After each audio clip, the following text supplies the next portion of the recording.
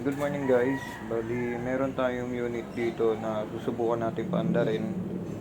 Ah, itong SkyDrive. Bali, nabaha to. Tapos, ngayon tinatry natin siyang paandarin pero wala kasi siyang kuryente. So, itatry natin siyang i-troubleshoot ngayon kung paano natin siya paandarin. Ayan, kung makikita ninyo, binaha talaga siya. May tubig pa sa loob. Ayan. So, try natin siyang paandarin. Iisa-isayin natin kung paano natin siya mapapaandar. So, yung unang findings dito kasi wala siyang kuryente. So, yun susubukan natin pag ano.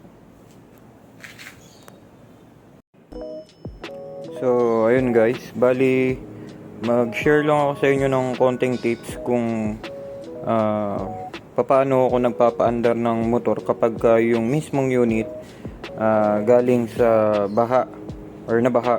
Yan. So, kapag mag-aayos kayo ng motor na galing siya sa baha, wag na kayong manghula kung napasukan ba siya ng tubig or hindi. So, automatic change oil nyo na, no? Para mas mura kasi yun eh. Kaysa yung pipilitin nyo siyang umanda na hindi nyo alam kung may tubig ba sa loob or wala, no? Unang-una kasi hindi nyo rin siya basa-basa masisilip sa dipstick dahil ang tubig, no, pag naghalo sa langis at matagal na nakatambak, no, kahit sabihin mong ilang oras lang yan, yung tubig, no, may hiwalay siya sa langis, bumababa siya. So sakaling sisilipin nyo siya dun sa may drain plug, langis lang din ang makikita ninyo. So yun lang naman yung akin. So una, change oil nyo na, huwag nyo nang tipirin. Pangalawa, check ninyo yung air filter, no? Kasi kung kahit mag change oil kayo, kung basa yung air filter, may hirapan humigop ng hangin yung carb ninyo or yung throttle body ninyo kung FI, no? Tapos kung SkyDrive, no, masyado kasing selyado tong crankcase nya. So naka-encounter na kasi ako nito, no, na nabuksan ko na siya lahat. Tapos hirap siyang umandar. Ayaw niya magtuloy-tuloy kasi naipunan pala siya ng tubig dito sa loob ng crankcase, no? Hindi siya kagaya ng ibang MIUI, click na kumbaga diretso baba yung tubig pati bit. So ayun pa, check niyo yung mga wiring, no, bago niyo paandarin kasi syempre may mga nag-short diyan kung sakali, no, kung nabaha siya, lalo na kung malalim. Battery, check niyo. Gasoline, check niyo kung may halong tubig o wala. Importante yan, no, kasi baka kahit nagalaw nyo na siya lahat, kung may halong tubig yung gasolina, hindi siya andar. And then kuryente, no, spark plug, check nyo rin kung may kuryente ba. Tanggalin nyo muna yung pinaka cable sa spark plug cap. Check ninyo kahit saan body ground, no, wag nyo lang hawakan o wag lang didikit sa bakal para hindi kayo makuryente. Tapos tambucho, tatanggalin ninyo kasi naiipunan din ng tubig ang tambucho. So may possibilities, no, kapag na-drain nyo na lahat ng tubig, no, napaandar nyo siya ng konti, so humihigop kasi yan sa exhaust. Hindi siya puro exhaust, hindi siya puro palabas. So may time siya na kapag for example hindi kayo nakasilinyado, galing kayo sa pagkakapihit, no, nag-i-intake siya ng hangin. So kung may kasamang tubig, possible mahigop niya rin yun. So yan, kagaya ng ginawa ko rito, tanggal tambucho, no. So ulitin ko, no, hindi ako mekaniko.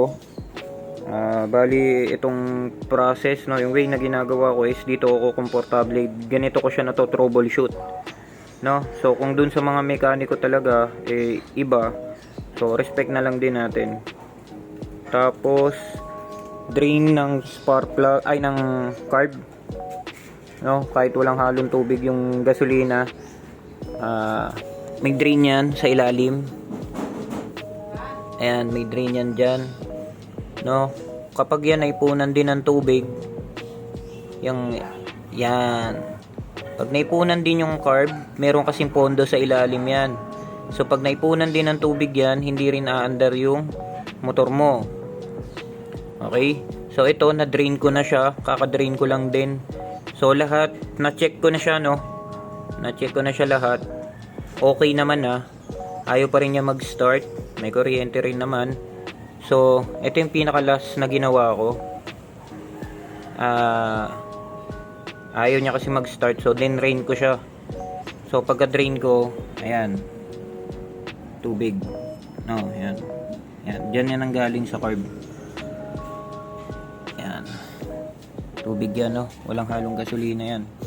So, nung na-drain natin siya, ang unang-unang ginawa natin, syempre, kahit hindi pa nakabukas yung susian, padyakan nyo lang ng padyakan para yung gasolina galing sa tangke dumaloy papunta dun sa carb, mapunta dun sa pondo.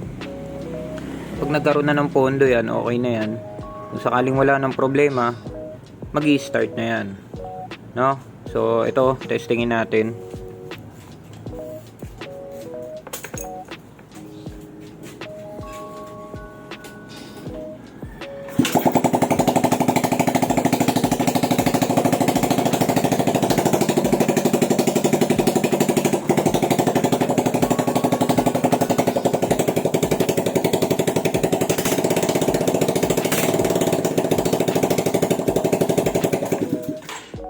So yun, no? Okay na siya. So lahat na testing ko na siya kanina. Dito tayo nagkaroon ng problema sa pondo ng carb. So ayun, unti-untiin nyo lang, isa-isahin nyo lang, no? Huwag nyo madaliin, no? Makukuha nyo rin yan kaysa pipilitin niya siyang umandar, no? So ito medyo mali nga ako rito. Dapat bago ko siya tinry paandarin kanina, tinanggalan ko na ng pondo kasi may possibilities din niya na mapasukan pa ng tubig papunta dun sa may head. So tatanggalin nyo lang yan, may screw yan dyan. Ayan, medyo nahihirapan mag-focus. Ayan, tatanggalin nyo, may screw yan dyan para ihinin nyo yung pondo dito. So ayan, pag naubos naman na yan, sarado nyo lang uli, then padyakan ninyo hanggang sa bumaba yung gasolina galing dito mismo sa tangke, bababa sa carb, okay, papunta dun sa pondo. So ito yung isa kong pakita sa inyo na ano. So, ito yung air filter nya. So kung hindi nyo kasi mahahawakan, so kung mapapansin ninyo, iba na yung texture do. Medyo nagparang umalsa. Yan, kasi basa. Ayan, ano. Basa siya. So kapag ang air filter basa, no? Lumiliit yung passage or nawawala yung passage ng hangin. So kapag ang carb o kahit throttle body, no, saraduhan mo yung dulo, takpan mo, kagaya nito. Yan. Kahit gaano katino yung motor mo, pag walang hangin na pumapasok dyan, hindi mo mapapaandar yan, no? Kasi halo yan para mapaandar mo hangin tsaka gasolina. Yan. So pag tinakpan mo to, hindi rin naandar. Same din yan ng nangyayari kapag yung air filter natin basa, no? Hindi siya napapasukan ng hangin, may chances pa na excuse me, yung tubig, no, pumasok pa sa loob ng carb natin or ng throttle body natin. So yun lang. So sana may natutunan po kayo, no. Muli ko pong pinapaalala na hindi po ako mekaniko, may alam lang po.